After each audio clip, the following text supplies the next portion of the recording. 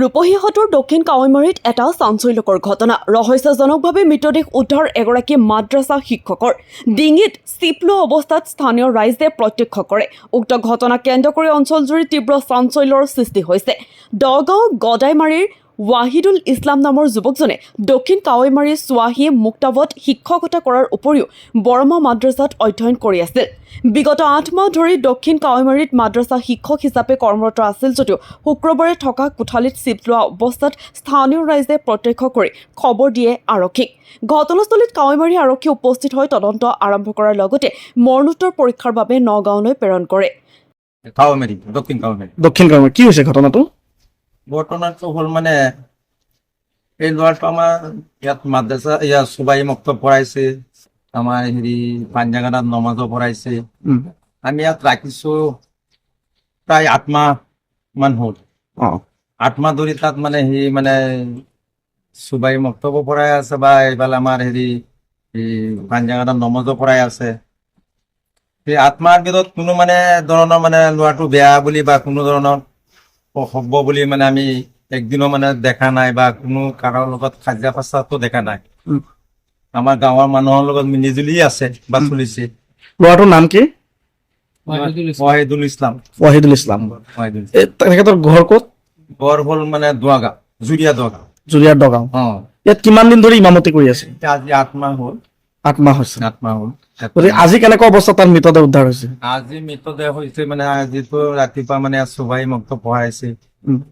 ইয়াৰ পিছত নাস্তা পানী খাইছে, খাই পেলাই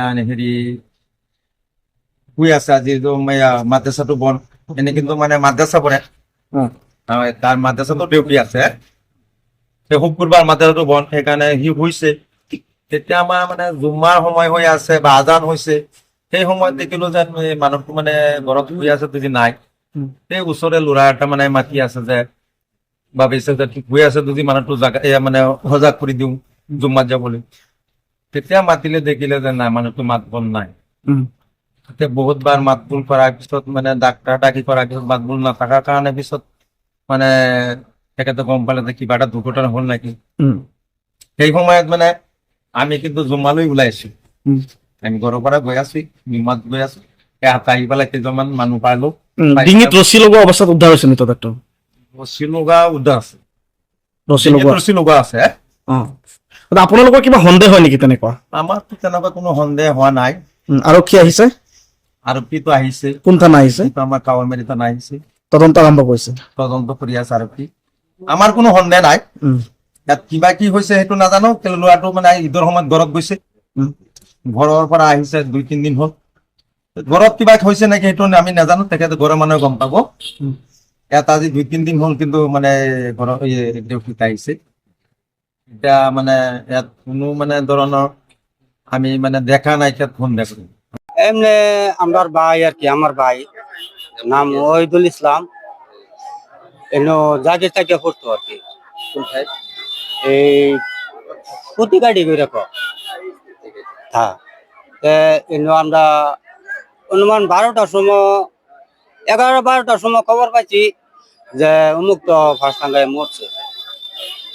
খবর পাওয়ার পরে যে আমরা গাড়ি গাড়ি লয়ে আইছি।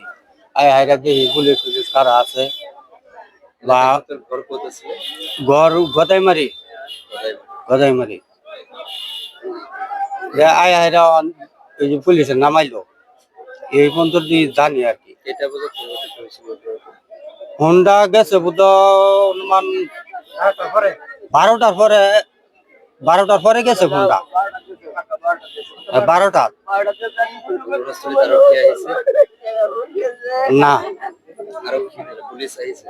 না পুলিশ আমরা আয়া দিকে পুলিশ আছে, আমরা পুলিশ লই আছি না।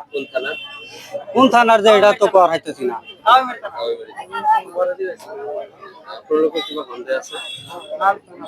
সন্দেহ না, এটা কিবা বুঝলাম বস্তুরা জানতাছি না ভালো করে বা বুঝছি না, কিবা বুঝলাম বস্তুরা বুঝছি না। তদন্ত হওয়ার পরে দাদা হেরা কোন যাবো যে কিবা কি হয়েছে। হ্যাঁ, আমার ভাই, চাচাতো ভাই আর কি।